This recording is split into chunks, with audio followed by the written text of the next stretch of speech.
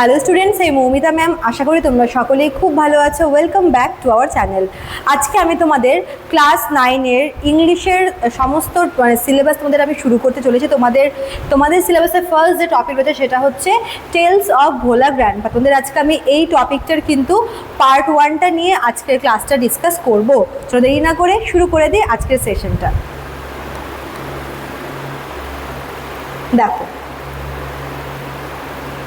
দেখো এই স্টোরিটা হচ্ছে একটা শর্ট স্টোরি বেসিক্যালি, এবং এটা লিখেছে হচ্ছে মনোজ দাস।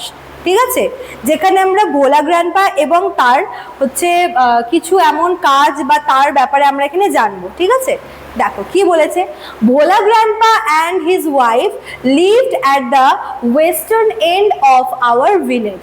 তার মানে ভোলা গ্র্যান্ডপা এবং তার ওয়াইফ থাকতো কোথায়?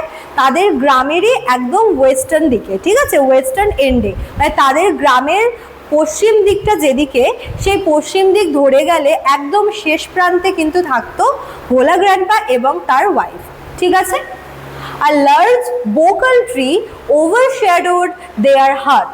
তো তাদের যে হাট ছিল, কুড়ে ঘর, সেই কুড়ে ঘরের পেছনে একটা বেশ বড় সড়ো একটা বোকাল ট্রি ছিল, মানে বকুল গাছ। যেই বকুল গাছটা পুরো ওদের পুরো হাটটাকে, পুরো কুড়ে ঘরটাকে একদম ঘিরে রাখতো। ঠিক আছে, in the bokal tree lived a small troop of monkeys. যে বকুল গাছটার কথা বললাম, যেটা ভোলা গ্র্যান্ডপার বাড়ির পেছন দিকে একদম লাগোয়া ছিল, সেই বকুল গাছে ছিল হচ্ছে একদল মাংকি। মনে রাখবে, ঠিক আছে, সেই গাছে একদল মাংকি ছিল। এবার দেখো, মাংকিরা হচ্ছে এমনিতেই খুব দুষ্টু প্রকৃতির হয়, এবং তারা কিন্তু মানে যেরকম বাড়িতে ঢুকে হচ্ছে খাবার দাবার চুরি করে নিয়ে চলে যায়। তো এরকম টাইপের অত্যাচার কিন্তু ভোলা গ্র্যান্ডপা এবং তার ওয়াইফের সাথেও হতো। Bhola grandpa and his wife did not mind it. ওই যে মাংকির যে দল ছিল, তারা কিন্তু প্রায়ই ভোলা গ্র্যান্ডপার ঘরে ঢুকে যেত, জিনিসপত্র এদিক ওদিক করতো, কিন্তু ভোলা গ্র্যান্ডপা এবং তার ওয়াইফ কিন্তু কখনোই এই বিষয়টা নিয়ে কোনো রকমের মাইন্ড করতেন না। ঠিক আছে, তারপর দেখো নেক্সট প্যারা কি বলেছে। ওয়ান মুনলিট নাইট, মুনলিট মানে হচ্ছে জ্যোৎস্না রাত্রি। ঠিক আছে, one moonlit night we were returning from a festival. Narrator বলছে যে এরকমই, মানে তার ভোলা গ্র্যান্ডপাকে নিয়ে এসে বলছে যে একদিন এরকম একটা রাত ছিল, যে জ্যোৎস্না রাত। সেদিন আমরা বলতে এখানে গ্রামের অনেকের কথা বলছে, যে গ্রামের সবাই একটা ফেস্টিভ্যাল থেকে ফিরছিল। সেই ফেস্টিভ্যালটা হতে পারে যেরকম গ্রামে যেরকম হয় না, যাত্রা বা কোনো মেলা বা কোনো এরকম প্রোগ্রাম থেকে সবাই ফিরছিল। ঠিক আছে, the road was long and foggy. এবার গ্রামের যে রাস্তাটা, তারা হচ্ছে যেখান থেকে ফিরছিল, রাস্তাটা ছিল অনেকটা বড়। মানে রাস্তাটা প্রায় শেষ হচ্ছিলই না, এবং যেহেতু শীতের সময় ছিল তাই রাস্তার মধ্যে কিন্তু অনেকটা বেশ ফগ দেখা যাচ্ছিল, মানে কুয়াশা ছিল। I was riding on the village চৌকিদার শোল্ডার্স। ন্যারেটর তিনিও হচ্ছে ওই ফেস্টিভ্যালে গেছিল এবং বাকি সবার সাথে কিন্তু ফিরে আসছিল। সে ফিরে আসছিল বেসিক্যালি গ্রামের যে চৌকিদার আছে, সেই চৌকিদারের কাঁধে করে। দেখবে ছোট বাচ্চাদেরকে কিন্তু বেশ করে বাবা, তারপর হচ্ছে কাকা, জ্যাঠা, এরা সবাই কি করে, কাঁধে এভাবে তুলে নিয়ে ঘোরে।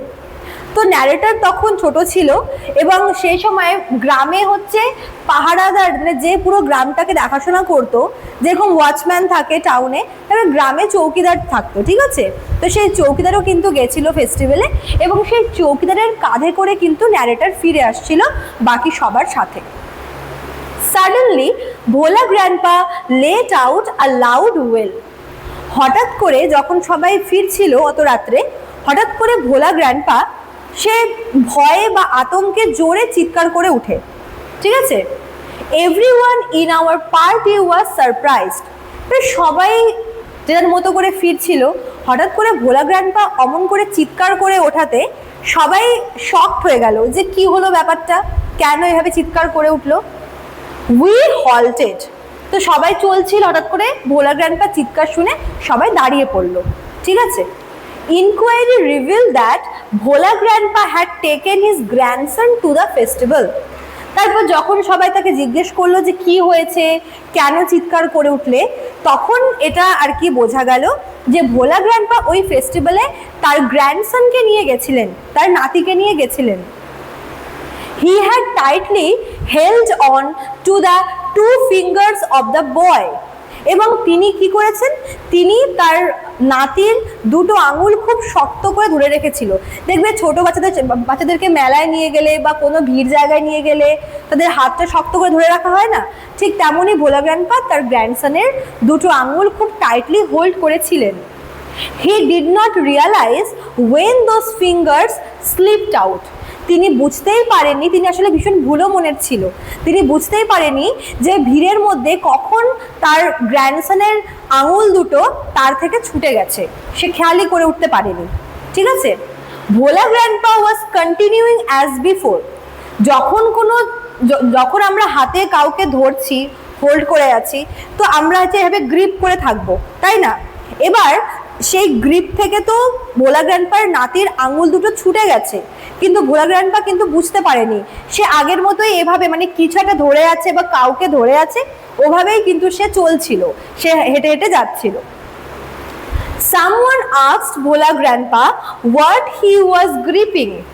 যখন ওভাবে মানে গ্রিপ করে থাকার মতো যখন সে যাচ্ছিল, তখন কেউ তাকে জিজ্ঞেস করে যে কি ব্যাপার, তুমি হাতের মধ্যে কি রেখেছো, বা তুমি কি এমন গ্রিপ করেছো যে তুমি এভাবে যাচ্ছ, তাই না? এভাবে ভোলাকে বলল। He remembered his grandson and let out a loud wail. তো ওই রকম গ্রিপ করে থাকা অবস্থায় সে যাচ্ছিল, তখন তাকে কেউ জিজ্ঞেস করে যে তোমার হাতে কি রয়েছে, তখন গিয়ে ভোলা গ্র্যান্ডপার হুশ আসে যে সে তো তার গ্র্যান্ডসনকে নিয়ে গেছিল। যখন সে দেখলো যে তার গ্র্যান্ডসন তার থেকে ছুটে গেছে, তখন সে ভয়ে আতঙ্কে চিৎকার করে ওঠে। যেই চিৎকার শুনে ওদের পুরো টিমটা, ওই সমস্ত ভিলেজাররা দাঁড়িয়ে পড়ে। ঠিক আছে, এবার দেখো নেক্সট কি বলেছে।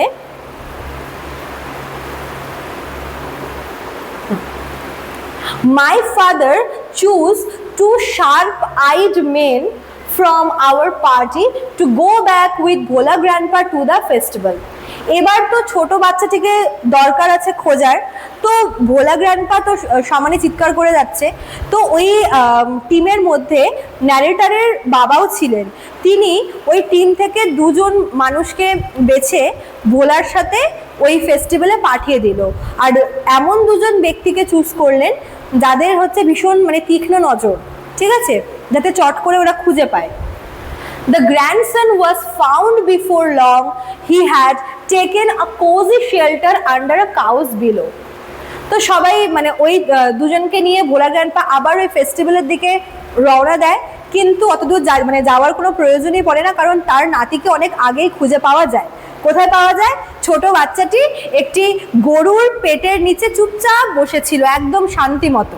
ঠিক আছে, আচ্ছা, দেন দেখো আরো একটা হচ্ছে মানে আর নেক্সট পার্ট যেটা, I remember then another funny incident about Bhola Grandpa related by my father. আরো একটা এরকম ভোলা গ্র্যান্ডপার সাথে রিলেটেড একটা স্টোরি আছে, যেখানে ন্যারেটরের বাবাও কিন্তু ইনভলভ। দেখো, it had been a rainy afternoon. তো সময়টা ছিল একটা বৃষ্টিময় বিকেল। Bhola Grandpa, wild with excitement, told my father and his friends that he had seen a gang of pirates. Pirates মানে কি বলতো, যারা হচ্ছে ওই সমুদ্রে যে জাহাজগুলো যায় ওদেরকে লুট করে। হ্যাঁ, মানে ওদেরকে অ্যাকচুয়ালি বাংলায় বলা হচ্ছে জলদস্যু। ঠিক আছে, তো ভোলা গ্র্যান্ডপা ওরকম এক বৃষ্টিময় বিকেলবেলা ন্যারেটরের বাবাকে এবং তার বাবার বন্ধুদেরকে ভীষণ এক্সাইটমেন্ট নিয়ে বলছে যে তিনি নাকি মানে ভোলা গ্র্যান্ডপা নাকি ওদের গ্রামের যে সমুদ্রটা রয়েছে সেই সমুদ্র তীরে ওখানে হচ্ছে দেখেছে একদল পাইরেটসকে। ঠিক আছে, they were burying a large box under one of the sand dune on the seashore by our village. তো ওই পাইরেটসদেরকে দেখেছে ভোলা গ্র্যান্ডপা, এবং তারা কি করছিল, তারা নাকি ওই গ্রামের যে সমুদ্র ছিল সেই সমুদ্র তীরে না অনেকগুলো স্যান্ড ডিউন ছিল। স্যান্ড ডিউন মানে হচ্ছে যেখানে ওই বালির ঢিপি, ঠিক আছে? তো সেই বালির ঢিপিগুলো অনেকটা বড় এরিয়া জুড়ে। তো ওই বালির ঢিপিগুলির মধ্যেই কোনো একটা বালির ঢিপিতে ওই পাইরেটসগুলো নাকি একটা বড় বাক্স আর কি পুঁতে রেখেছিল, যেটা দেখেছে ভোলা গ্র্যান্ডপা। এবং সেটা ভোলা গ্র্যান্ডপা আবার এসে বলেছে কাদের? ন্যারেটরের ফাদার এবং তার ফ্রেন্ডদের, ঠিক আছে? At once, father and his friends started looking for the hidden treasure. এবার ওই পাইরেটসদের কাছে বড় বাক্স থাকা মানে নিঃসন্দেহে এটাই মিন করে যে নিশ্চয়ই ওখানে কোনো খাজানা রয়েছে, তাই না? তো সময় নষ্ট না করে ভোলা গ্র্যান্ডপার থেকে সমস্তটা শুনে ন্যারেটরের বাবা এবং তার বাবার বন্ধুরা সবাই মিলে চলে যায় সেই স্যান্ড ডিউনের কাছে ওই সেই গুপ্তধন খুঁজতে, ঠিক আছে? Evening passed on to night, এই করে করে ওরা গেছিল বিকেলে, এবং সেই বিকেল থেকে খুঁজতে খুঁজতে কিন্তু রাত হয়ে যায়, তবুও ওদের খোঁজা কমপ্লিট হয় না। Moonlight came in through the clouds, এরই মধ্যে আস্তে আস্তে রাত হয়ে যায় এবং চাঁদের আলো দেখা যায়। A pack of jackals were howling, এবং সেই সময় গ্রামে কিন্তু শেয়াল খুব ডাকতো, শেয়ালের দল থাকতো। তো সেখানে যেহেতু গ্রাম এলাকা, তো ওখানে রাত হওয়ার সঙ্গে সঙ্গে কোথা থেকে একদল শেয়াল ডেকে উঠেছে। ইট ওয়াজ পাস্ট মিডনাইট, খুঁজতে খুঁজতে প্রায় মধ্যরাত্রি পার হয়ে চলে যাচ্ছে, তবুও কিন্তু ওরা খুঁজে পাচ্ছে না। At this point of time, Bhola Grandpa confessed that there was no real treasure. মানে অ্যাকচুয়ালি ভোলা গ্র্যান্ডপা এই গল্পগুলো বলছিল তার বাচ্চাদের, ঠিক আছে? এইবার যখন এরকম একটা কন্ডিশন, এরকম একটা সিচুয়েশনে টান উত্তেজনা, যে ওরা তো খুঁজেই যাচ্ছে, মাঝরাত হয়ে গেছে তাও খুঁজে যাচ্ছে, হয়তো আরো কিছু বলতো, বাট তখনই ভোলা গ্র্যান্ডপা রিভিল করলো কি যে অ্যাকচুয়ালি ওখানে কোনো ট্রেজার ছিলই না। তাহলে ওটা কি ছিল? It was all a dream which he had during his mid day nap. Actually ওই দিন দুপুরে ভোলা গ্র্যান্ডপা খেয়ে দিয়ে ঘুমিয়েছিল, এবং ঘুমিয়ে ঘুমিয়ে তিনি এই স্বপ্নটি দেখেছিলেন, যেটা তিনি এটা আর কি গল্প করে বলেছেন যে এটা অ্যাকচুয়ালি আমার একটা স্বপ্ন ছিল, তো এটা জাস্ট তিনি একটা প্র্যাঙ্ক করলেন সবার সাথে, ঠিক আছে? তো এরকমই ছিল ভোলা গ্র্যান্ডপা। নেক্সট যে পার্টটা সেটা তোদের আমি নেক্সট ক্লাসে পড়াবো। আজকে তোমাদের পার্ট 1 কিন্তু এতটুকুই ছিল, ঠিক আছে? চলো দেখা হচ্ছে নেক্সট ক্লাসে। Thank you.